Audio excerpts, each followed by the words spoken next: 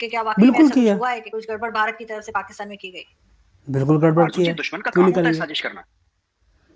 हम चाहते हैं कि पाकिस्तान बिल्कुल। हमारे खिलाफ करे, हम आप देखिए, और साजिश के लिए एक ज़हीन दिमाग चाहिए। कोई हुँ, बेवकूफ़ आदमी साजिश थोड़ा ना करेगा। क्या मोदी साहब हर जलसे में ये कहते थे कि हम इनको सबक सिखाएंगे, हम सर्जिकल बिल्कुल। स्ट्राइक के जरिए हमने फलां जगह पे 300 बंदे मार दिए, फलां जगह पे हमने इतने मार दिए, और वो प्रैक्टिकल चीजें नहीं थी। वो मीडिया मीडिया पे अगर मैं कहता हूँ ना कि अगर मीडिया पे हम एक चीज कर रहे हैं, और हकीकतन इमरान खान के ये जो 3 साल 3.5 साल गुजरे हैं हुकूमत के, हमने कोई चीज ऐसी हुकूमत हिंदुस्तान के खिलाफ ना कोई ऐसा ववेला किया है। आप हिंदुस्तान के सारे टीवी चैनल, मैं आपने कहा है कि मैं आया हूँ, मुझे वेटिंग कम फॉर से द कम ये जो नवाज गोरावारियो, शरीफ वाला ये 3 महीने गोरावारिया। पहले हो रहा था शहबाज शरीफ का, हर चैनल से 10-10 फोन कॉलें जरूर आ रही हैं कि हम आप लोग चैनल पे आए, हम खुदा के लिए 2 मिनट 4 मिनट, वो इसकी वजह से कि आप दबाना चाह रहे हैं आपको ना। मैं इस बात का जवाब ले लेती हूँ डॉक्टर साहब, पहले मेजर साहब से, फिर हम आगे बढ़ते हैं। जवाब जी लेते मेजर साहब, वाकई में ऐसा कुछ किया आप लोगों ने कि वो कह रहे हैं कि हिंदुस्तान की तरफ से जो है वो साजिश की गई? 2 चीज़ें आरज़ू जी, पहले आपके सवाल का जवाब देने से पहले मैं चौधरी साहब ने जो बात बिल्कुल करी की थी, मैं गई उसका है। जवाब देना चाहूँगा। जब चौधरी साहब ने पाकिस्तानी बोला कि साहब टेररिस्ट को भेजते हैं, इनको वो भी अपने तो साजिश लंदन के करते किसी हैं ना, तो दोस्त से ये भारत पता लगा काउंटर कि साजिश कपिल नहीं देव को करेगा। ऐसा बोला गया है। ऐसे सूखे-सूखे चले जाओगे। यू नो, यानी कि इनकी कपिल देव से बात नहीं हुई। लंदन में चौधरी साहब के किसी दोस्त ने ये बोला कि कपिल देव को मना करा गया है। अगर मना करती भारत सरकार तो सबको मना करती, फिर नवजोत सिंह सिद्धू कैसे चला गया? और उसके बाद भी चला गया जब वो बाजवा साहब से गले मिला था। सिद्धू तो जाता ही वो है। उसके बाद 2-3 बार चला गया। जी। सिद्धू का तो यार है ना इमरान खान। जी, नहीं सर, वो मैं करतारपुर कॉरिडोर की बात है। इमरान खान साहब जब उनका इनॉग्रेशन था, वो अलग बात है। मैं 2018 की बात कर रहा हूँ फिलहाल सर। तो 2018 में जब इमरान खान साहब पावर में आए, तो यही बात है कि ये थोड़ी-सी गलतफ़हमी भी है। एक मिसइन्फॉर्मेशन, डिसइन्फॉर्मेशन भी है कि भारत ने मना कर दिया। भारत मना करता तो क्या नवजोत सिंह सिद्धू के कौन से पर लगे थे? उसको बोलते थे तुम नहीं जाओगे, नहीं जाता नवजोत सिंह सिद्धू। वो कौन सा इतना बड़ा तीस मार खान बैठा है यहाँ पे। बट किसी को मना नहीं करा। लोग 10 वजूहात होती हैं जिसकी वजह से लोग नहीं जाते। लोगों को ऐसा लगा। दूसरी चीज़ ये है कि इमरान खान साहब is very welcome to call on in inauguration. वो तो खुद अपनी मर्ज़ी से बुलाएँगे ना जिसको बुलाना चाहेंगे इमरान खान साहब। तो ये बात है, ठीक है।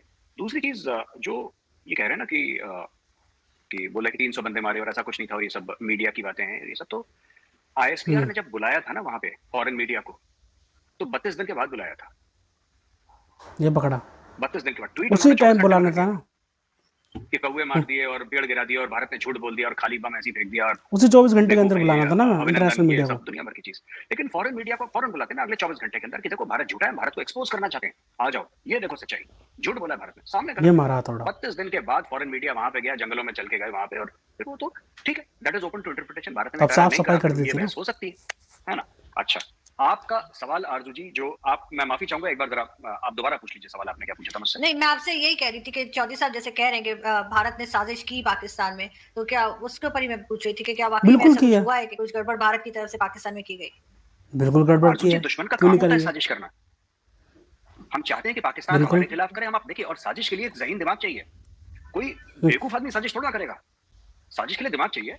तो अगर हम ये मानते हैं, जैसे चौधरी साहब भी कह रहे हैं, हम भी कह रहे हैं, ठीक है, नफरतें नहीं होनी चाहिए, आई एग्री विद चौधरी साहब, मैं उनकी बात की इज्जत करता हूँ। और अगर हम मानते हैं कि हम दोनों दुश्मन हैं, फिर पाकिस्तान हमारे खिलाफ करेगा, हम पाकिस्तान के खिलाफ करेंगे साजिश। और क्यों नहीं, क्यों नहीं, मतलब दुश्मनी का तो मतलब ही है ना कि जहां हमें मौका मिलेगा। अभी देखिए, मैं आपको 2-3 बातें बताता हूँ। मैं आपकी शो में एक बार पहले भी बोल चुका हूँ जी। ये जो पाकिस्तान में जो इकोनॉमी की हालत खराब है आईएमएफ के चलते, या पाकिस्तान एफएटीएफ में है, ठीक है, ठीक है, पाकिस्तान में पहले से होता आ रहा है, और मैं खान साहब को भी ब्लेम नहीं करूंगा, पहले से होता आ रहा है। तो इसमें हर एक पाकिस्तान की जो सरकार है उसका थोड़ा थोड़ा कंट्रीब्यूशन रहा है। इसमें खान साहब का भी रहा है, नवाज शरीफ का भी रहा है, जरदारी का भी रहा है, शहबाज सबका, और मुशर्रफ टाइम से, मुशर्रफ टाइम पे थोड़ा सा स्टेबल मामला था क्योंकि वहां से डॉलर आ रहे थे, क्योंकि वॉर ऑन टेरर चल रहा था। और जैसा कि मैं कई बार कह चुका हूं, पाकिस्तान की इकोनॉमी, अगर कोई पाकिस्तान का इकोनॉमिस्ट मुझे ये बता दे कि मुशर्रफ साहब के टाइम पे इकोनॉमी क्यों अच्छी थी, क्यों अच्छी थी वो मैं जानता हूं, आयुब खान साहब के टाइम पे अच्छी थी वो मैं जानता हूं, क्यों अच्छी थी ये मुझे लिख के कागज में बता दे, मैं मान जाऊं। बात यह है कि सिएटो सेंटो में जब आप रहेंगे, या फर्स्ट अफगान जिहाद जो हुआ था जब जियाउल हक साहब आपके प्रेसिडेंट थे और मार्शल लॉ एडमिनिस्ट्रेटर थे, तो डॉलर्स वहां पे आ रहे थे। ऐसा नहीं था कि उस जमाने में पाकिस्तान बहुत जबरदस्त एक्सपोर्ट कर रहा था और 100 अरब के और 200 अरब के आपके हर साल एक्सपोर्ट जाते थे, ऐसा नहीं है, ऐसा नहीं है। पर पाकिस्तान का जो डेट टू जीडीपी रेशियो था वो अच्छा था। पाकिस्तान की इकोनॉमी भारत से ज्यादा अच्छा परफॉर्म कर रही थी एक जमाने में। ये सच बातें हैं और हमें सच की तरह ही बोलना चाहिए। पर उनके पीछे वजूहात क्या थी? अगर स्ट्रक्चरली एफिशिएंट होती पाकिस्तान की इकोनॉमी, तो आज की तारीख में पाकिस्तान को ये नहीं देखना पड़ता। हाँ ठीक है, करप्शन है, मिसमैनेजमेंट है, ये सब है।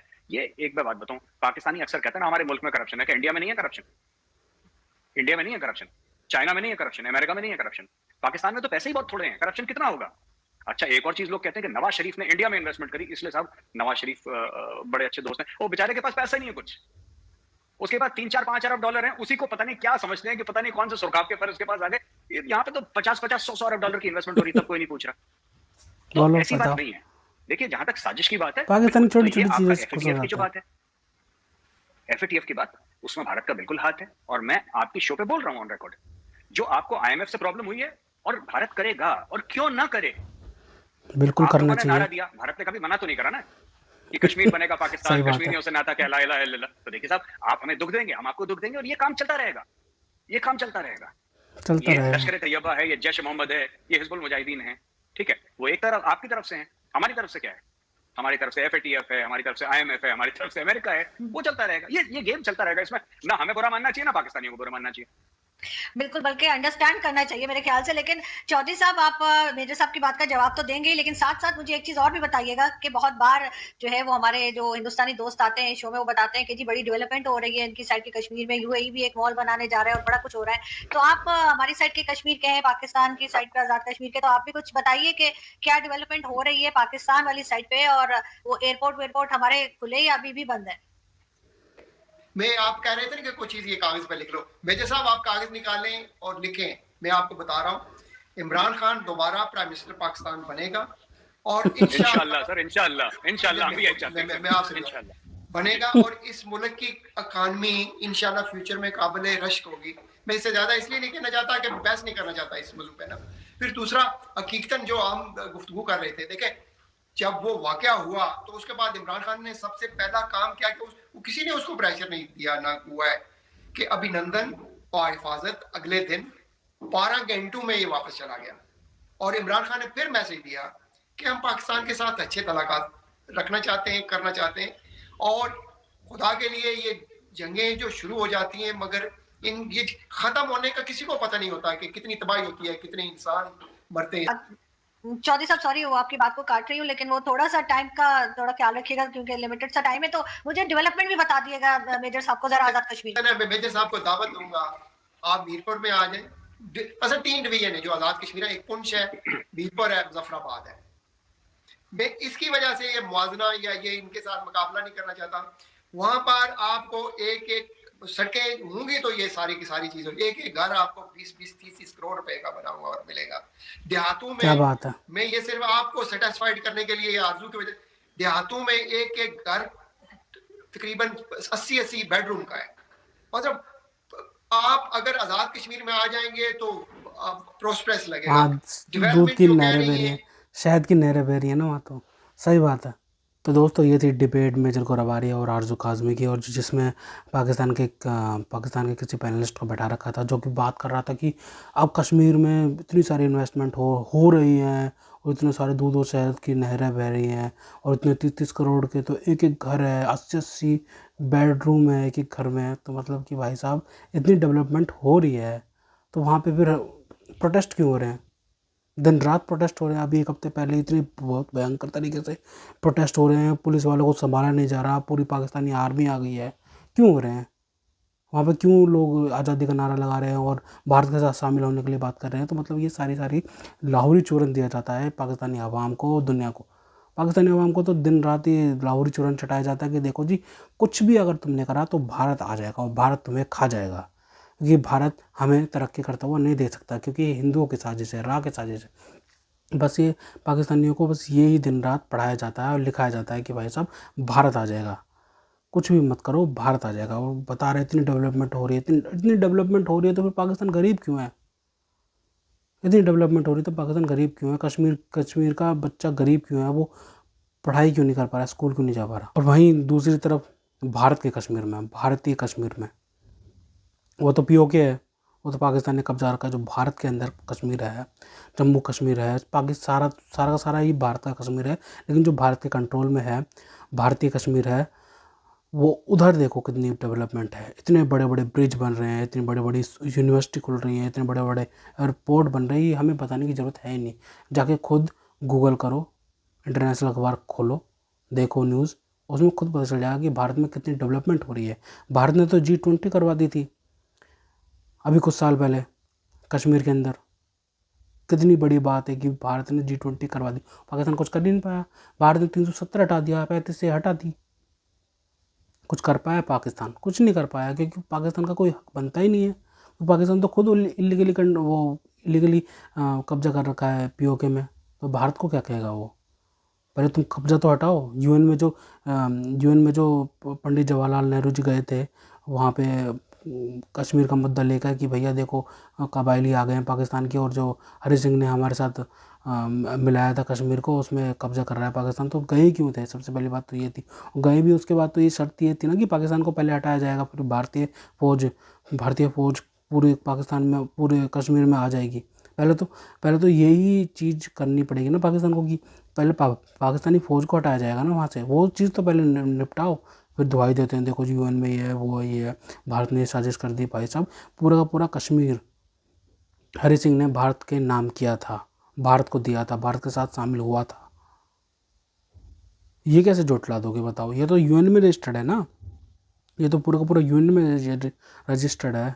बाकी गोरवारे जी ने जो रगड़ा है ना पाकिस्तानियों को, वो तो बहुत सबसे ज़्यादा माहिर है पाकिस्तानियों का। जो बाप है ना वो सिर्फ गौरव आर्या ही है, क्योंकि गौरव आर्या ही बेल्ट ट्रीटमेंट देता है पाकिस्तानियों को।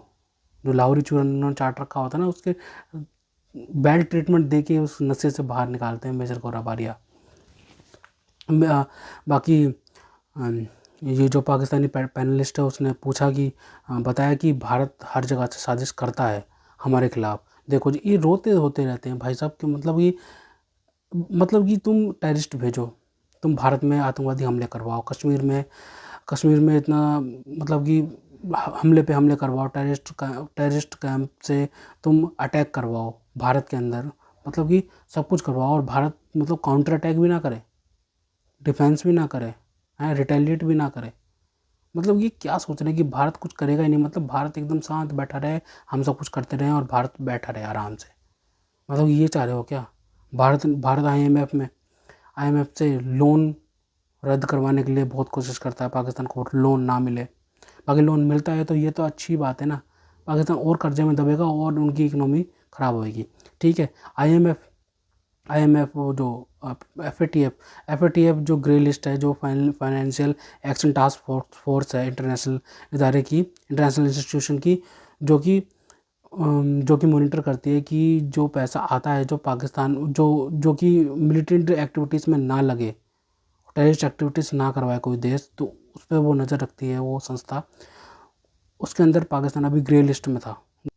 ग्रे लिस्ट में भी पाकिस्तान को भारत ने पहुंचाया था, जो कि अब पाकिस्तान जो दुनिया के सामने टेररिस्टों को जेलों में डालने की एक मतलब लॉलीपॉप दे दिया कि देखो हमने जेल में डाल दिया, देखो पाकिस्तान ये करा, तो उस वजह से वो ग्रे लिस्ट से निकल गया। बाकी पाकिस्तान का भी सपोर्ट रहा पाकिस्तान को, वो अमेरिका का भी सपोर्ट रहा पाकिस्तान को कि भाई साहब देखो हमने निकाल दिया।